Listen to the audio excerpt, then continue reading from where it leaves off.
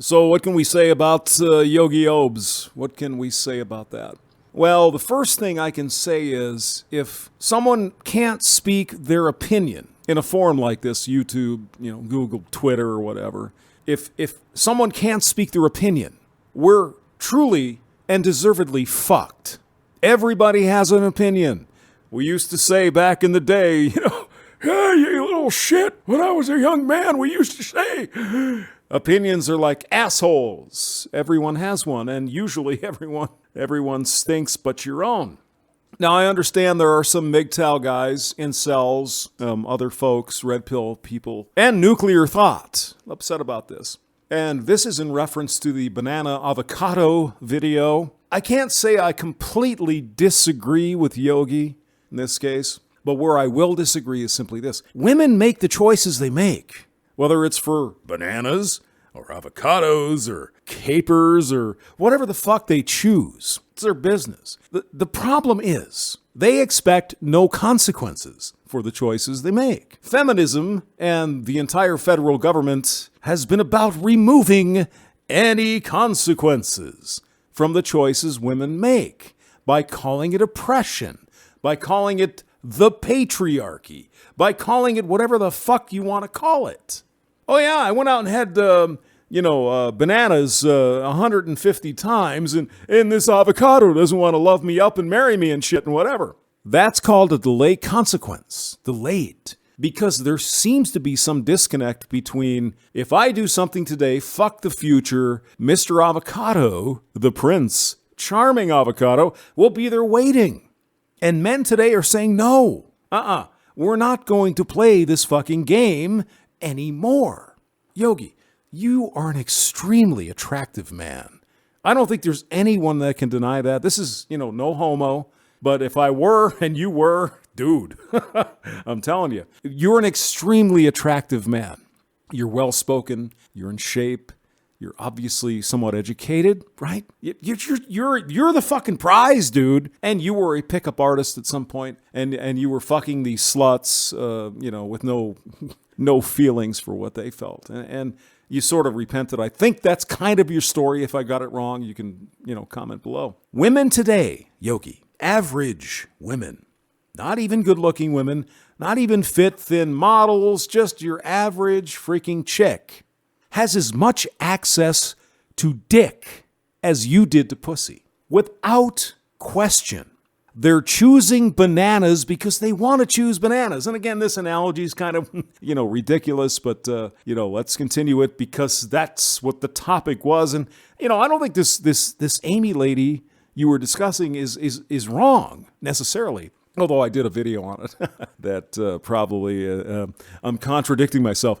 But the point is, these women have as much choice with respect to dick as you do to pussy because you're good looking. So at the drop of a hat, like that, you could have 5 girls come over and fucking do backflips on you and want some more because you're the man.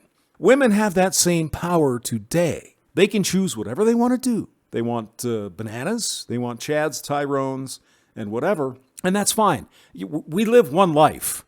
Go do what you want to do. If that's what you want, have a day. But to expect that at some point in their future, perhaps 10 years, perhaps 5 years, whatever it may be, to think Mr. Avocado, the Prince Avocado, is going to be there available to them is fucking ridiculous.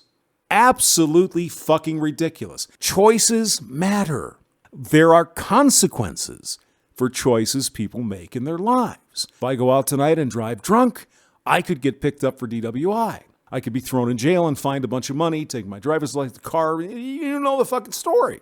There are consequences. However, feminism has led to this point where there should be no consequences for whatever a woman decides to do. Slut shaming.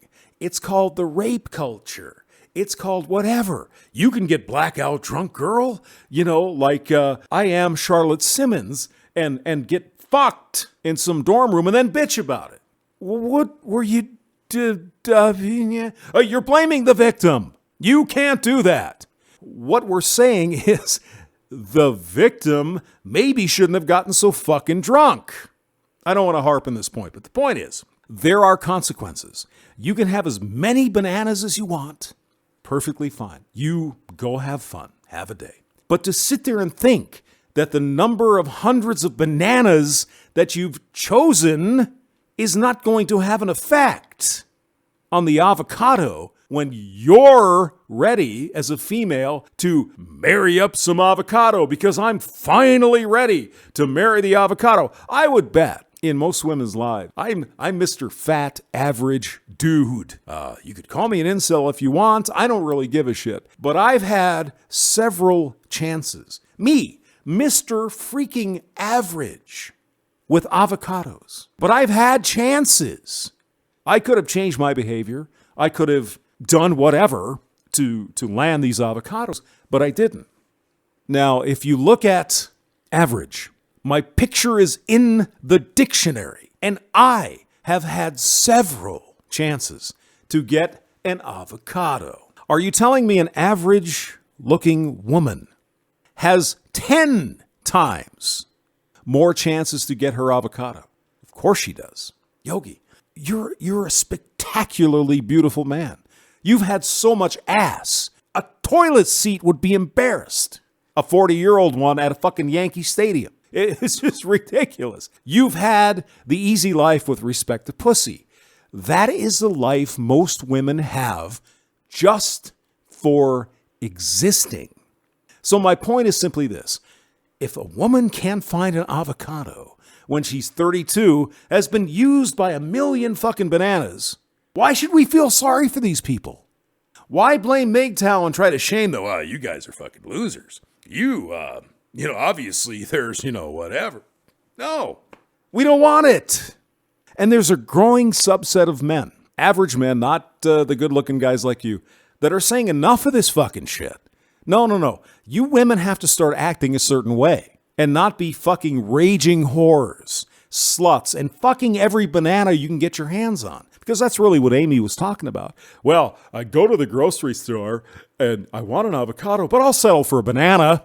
Well, after 50 or 60 bananas, no avocado is going to want this woman anymore. I'm terribly fucking sorry. That's reality. Now, tonight I was hanging out with some Mormon girls. Now, you don't have to believe in Mormon religion if you don't want to. But the point is, there's a moral compass. There's a framework that Mormons and other religious people believe in. This is how you should act, and this is tempting. It's like the apple in the Garden of Eden. Don't eat that, and things will be great. Now, do you think these Mormon girls were all tatted up fucking sluts with new face jewelry and a million miles on their cunts? No! They're going to find decent men who expect a female to bring something to the table other than she is here. So I don't necessarily disagree with you. But I think my point, Yogi, women have to take responsibility and the consequences for their actions. They can certainly do whatever they want. But a man like you, for example, as good looking, whatever as you are, when she's 32, she wants you. But yet, with your advantages, you can get someone 10 years younger that's not a fucking whore. An average man walks into a grocery store. You know what? I'd like me some, let's use a male thing. I'd like me a big can of fresh tuna fish. Matter of fact, I'm going to the meat market there. I'm going to get me some fresh salmons. We can want that all fucking day. We do not have the money to afford that with respect to our sexual market value. Most women do. And most women choose to do what they want to do. But there are future consequences. James Maxwell, thank you for listening.